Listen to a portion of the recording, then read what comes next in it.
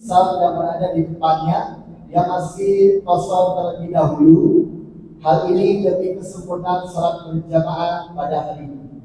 Kemudian kami menghimbau bagi para jamaah yang membawa barang-barang berharga seperti tas, sepatu, sendal, dan lain-lain demi keamanan dan kenyamanan dalam melaksanakan ibadah salat. Kami mohon agar Nasuhin Masya Allah, salam ta'zim Pak Ahmad, izin menyampaikan tugas di tempat yang ada di lantai atas, lantai bawah maksud kami. Dalam hal ini menghindari hal-hal yang tidak diinginkan. Amin amin ya rabbal alamin. Jamaah salat Jumat yang dirahmati Allah Subhanahu wa taala. Informasi selanjutnya yaitu undangan-undangan dari Masjid Al Istiqomah. A. Undangan kajian fikih yang dilaksanakan setiap hari Rabu malam, waktunya ba'da maghrib sampai menjelang salat Isya dengan narasumber yaitu Kiai Haji Bahrudi. B. Undangan kajian tafsir yang dilaksanakan setiap hari Jumat malam, waktunya ba'da salat maghrib sampai menjelang salat Isya dengan narasumber yaitu Kiai Haji Falisudin Musa MA. 3. Undangan kegiatan Qiyamul Lail 1 juz yang dilaksanakan setiap hari Jumat dini hari atau Sabtu dini hari, tepatnya pukul 2.00 waktu Indonesia Barat. Sebagai informasi bahwasanya untuk jadwal yang mulai pada Jumat dini hari ini nanti yaitu masuk juz 2 dan akan dibina langsung oleh Kiai Haji Ali Wali. Undangan selanjutnya itu undangan spesial, undangan Isra Mi'raj Nabi Muhammad SAW tahun 1446 Hijriah tahun 2025 Miladiah. Insyaallah Masjid Al Istiqomah akan melaksanakan Isra Mi'raj Nabi Muhammad SAW pada hari Sabtu tanggal 25 Januari tahun 2025 atau bertepatan dengan 25 Rajab 1446 Hijriah. Waktunya pukul 6.30 pagi sampai dengan 11.30 waktu Indonesia Barat, tempat di Masjid Al Istiqomah. Insyaallah sebagai penceramahnya yaitu Ustadz Kembar, Ustadz Adi dan Ali. Dan diinformasikan juga bahwasanya dalam rangkaian acara Isra Mi'raj nanti akan dimeriahkan juga dengan stand bazar dan lomba warna dan menggambar. Sebagai informasi juga bahwasanya untuk stand bazar yang akan ada di Masjid Al Istiqomah acara besok sudah ada 40 stand bazar, diantaranya yaitu stand makanan, minuman, dan juga ada tes kesehatan gratis. Dan juga untuk lomba yang diinisiasi oleh anak remaja Bias, akan ada lomba juga yang akan dilaksanakan pada besok, yaitu lomba mewarnai dan lomba menggambar. Sebagai informasi bahwasanya kami dari Bias masih membuka pendaftaran untuk lomba mewarnai dan lomba menggambar. Dan sebagai informasi untuk lomba mewarnai yaitu kategori 1 yaitu PAUD, TK, PAUD sampai dengan TKB. Kategori 2 yaitu kelas 1 sampai dengan kelas 3 SD atau SMP. Bagi para jamaah yang ingin mendaftarkan anak-anaknya untuk lomba mewarnai, bisa menghubungi Fardan dengan nomor 0812 1192 1060. Selanjutnya juga dalam lomba menggambar dengan kategori SD atau NI kelas 4 sampai dengan 6 SD. Dan bagi para jamaah yang anak-anaknya ingin ikut daftarkan lomba menggambar, bisa menghubungi remaja Bias yaitu ARA dengan nomor 0812 1191 4793. Selanjutnya untuk diketahui bahwa untuk khotib dan imam pada hari ini Jumat 26 Januari 2025 Miladiah, untuk khotib dan imam yaitu Ustaz Syarif Batubara SQ, dan Bilal dan Wazir yaitu Ustaz Bapak Mudaki. Dan waktu sholat Jumat pada hari ini yaitu pukul 12:05 waktu Indonesia Barat. Mungkin sekian laporan atau maklumat yang kami sampaikan. Kurang lebihnya mohon maaf bila kita hidayah. Wassalamualaikum warahmatullahi wabarakatuh. Waalaikumsalam. Assalamualaikum warahmatullahi wabarakatuh. Allahu Akbar, Allahu Akbar, Allahu Akbar, Allahu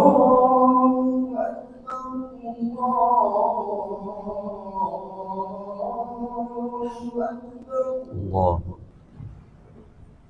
Alhamdulillah. Alhamdulillahilladzi arsala rasulahu bil huda wa dinil haqq liyuzhirahu 'alad dini kullih wa kafa billahi shahida. Ashhadu an la ilaha illallah wahdahu la syarika lah wa ashhadu anna Muhammadan 'abduhu wa rasuluh la nabiyya ba'dah. Allahumma salli ala Muhammad wa ala alihi wa sahbihi wa man tabi'ahu wa walahu ila yaumil qiyamah. Ayyuhal muttaqun, ittaqullah, ittaqullah, ittaqullaha haqqa tuqatih wa la tamutunna illa wa antum muslimun. Faqala Allah ta'ala fil Qur'anil Karim, a'udzu billahi minasy syaithanir rajim. Bismillahirrahmanirrahim. Ya ayyuhalladzina amanu taqullaha haqqa tuqatih wa la tamutunna illa wa antum muslimun. Wa qala Allah ta'ala aidan, subhanalladzi asra bi 'abdihi lailan minal masjidil haram ilal masjidil aqsa alladzi barakna haulahu linuriyahu min ayatina innahu huwas samiul basir. Wa qala an-nabiy sallallahu alaihi wasallam, al-mi'raju as-salatu mi'rajul mu'minin.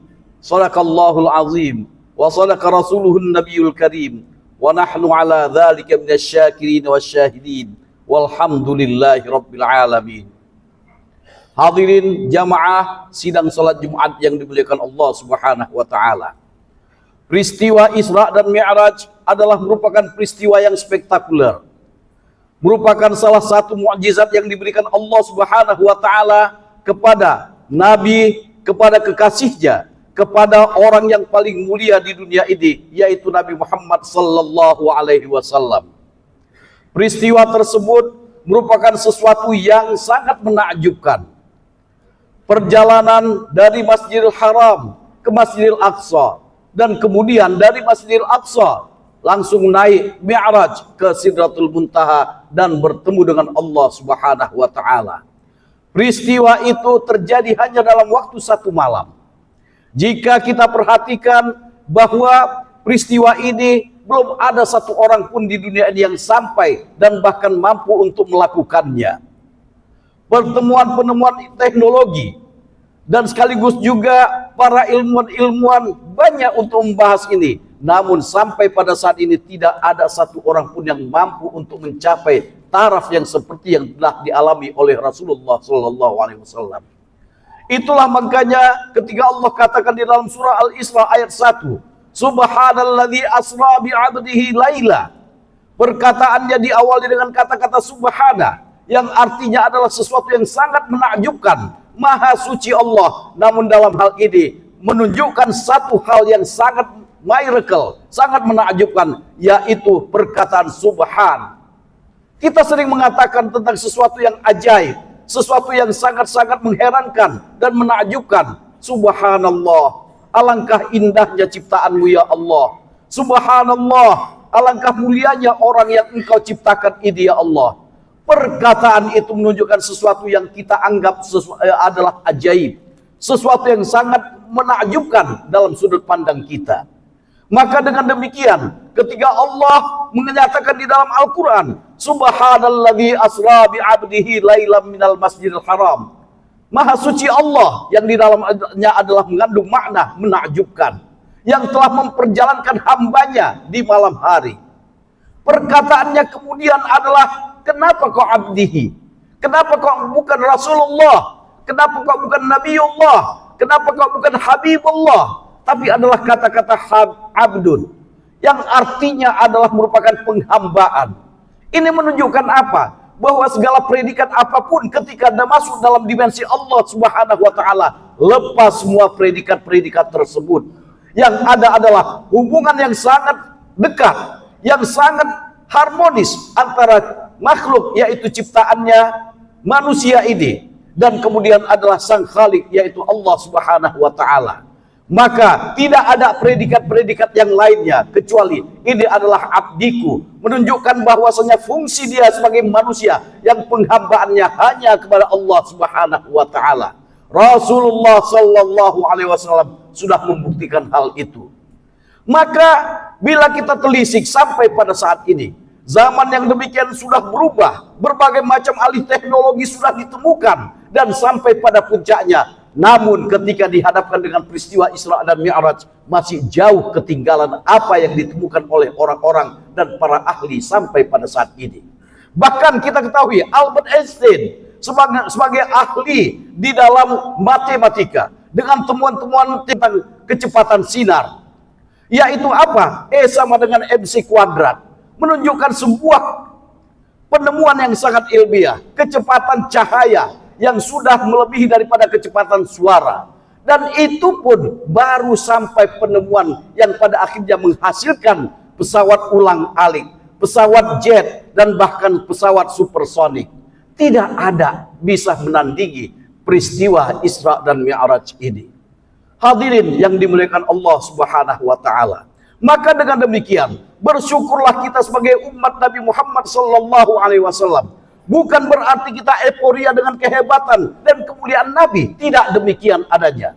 Tapi kita berupaya bahwasanya peristiwa itu adalah merupakan salah satu mukjizat dari Allah Subhanahu wa taala kepada Rasulullah dan kita umatnya sebagai umat terbaiknya. Apa yang dapat kita lakukan dalam peristiwa tersebut sebagai responsif dari diri kita untuk menunjukkan kita adalah bagian daripada umat Rasulullah. Peristiwa Isra dan Mi'raj, kenapa kok Allah katakan ada mukjizat di dalamnya? Dan manusia saat ini, kita tidak perlu seperti apa yang terjadi pada masa Rasulullah, tapi kita implementasinya dalam kehidupan kita sehari-hari. Ini yang sangat penting.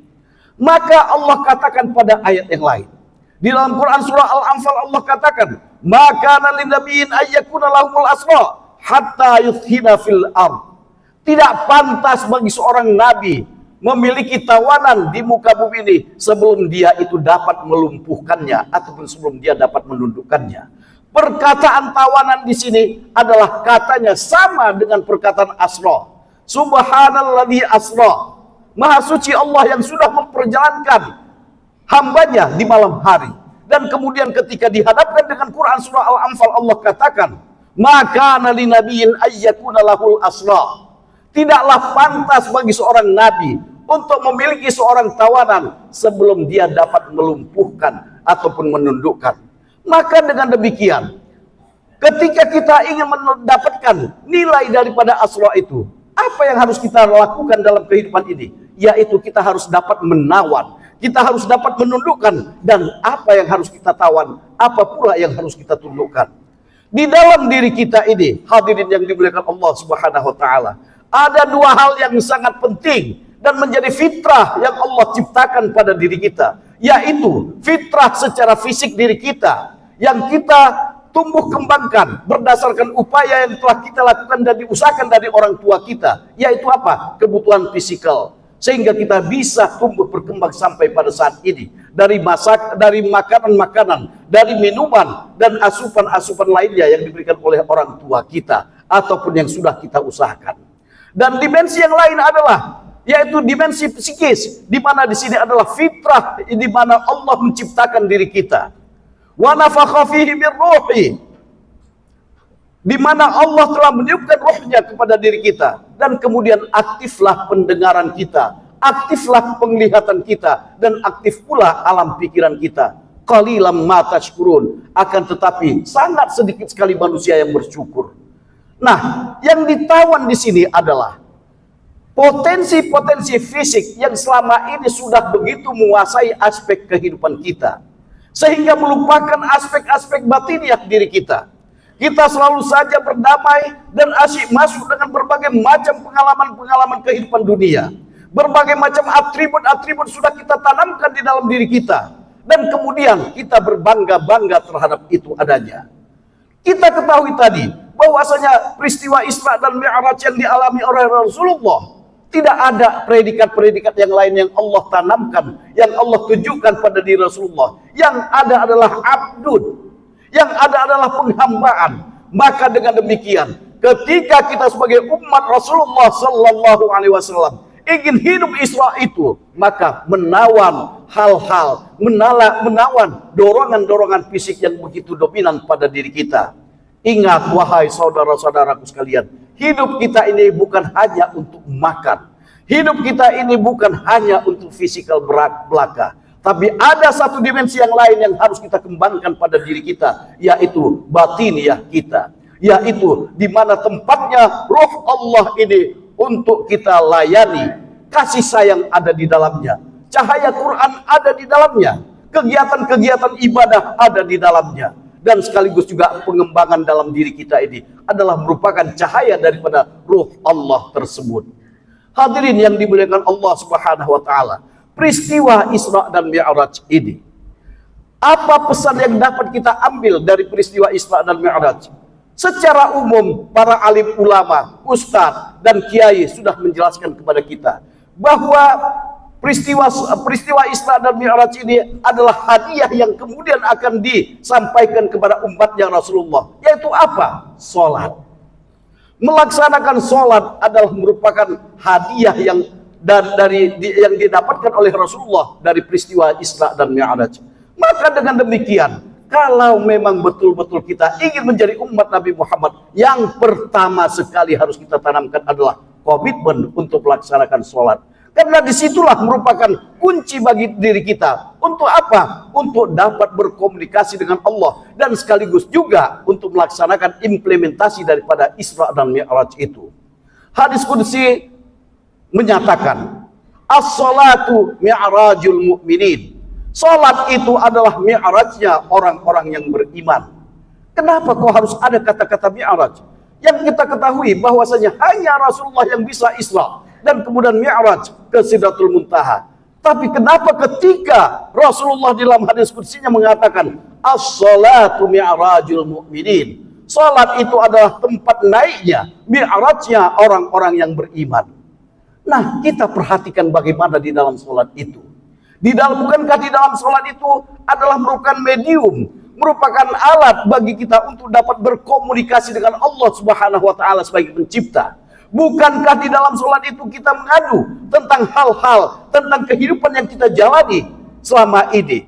Maka dengan demikian, untuk mengetahui sejauh mana kedekatan manusia itu pada Allah Subhanahu wa taala, lihat sholatnya. Dan di dalam Al-Quran juga di dalam surah Thaha Allah katakan, wa'mur ahlaka bis-shalah. Maka perintahkanlah keluargamu untuk melaksanakan sholat. Artinya apa? Begitu pentingnya kita untuk menjaga sholat ini. Dan dengan sholat itu pula menjadi sebuah identitas kedekatan kita kepada Allah Subhanahu wa taala. Nah, di samping itu hadirin yang dimuliakan Allah Subhanahu wa taala, bahwa sholat itu Allah katakan, inna sholata tanha anil fahsya'i wal munkar. Sesungguhnya sholat itu adalah mencegah dari perbuatan keji maupun munkar. Maka dengan demikian, refleksi daripada kegiatan sholat ini dan juga merupakan implementasi daripada Isra dan Mi'raj sebagaimana yang telah dilaksanakan oleh Rasulullah sallallahu alaihi wasallam pada umatnya adalah bahwa ketika dia sholat, dia dan selesai dari sholat itu, implementasi dalam kehidupannya ada keinginannya untuk mencegah perbuatan keji dan mungkar.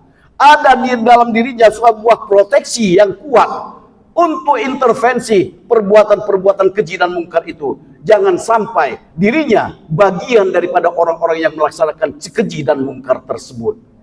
Alhasil apa? Bahwa kegiatan Isra dan Mi'raj ini, meskipun dari para saintis, para ahli-ahli yang bekerja saat ini belum sampai pada taraf seperti yang dilaksanakan oleh Rasulullah, tapi kita bagi orang-orang yang beriman, insya Allah peristiwa itu dapat kita rasakan Peristiwa itu dapat kita jalani dengan adanya kegiatan-kegiatan yang kita laksanakan sehari-hari, yaitu apa? Salat. Karena itulah dimensi yang paling utuh, dimensi inti daripada pelaksanaan daripada Isra dan Mi'raj tersebut.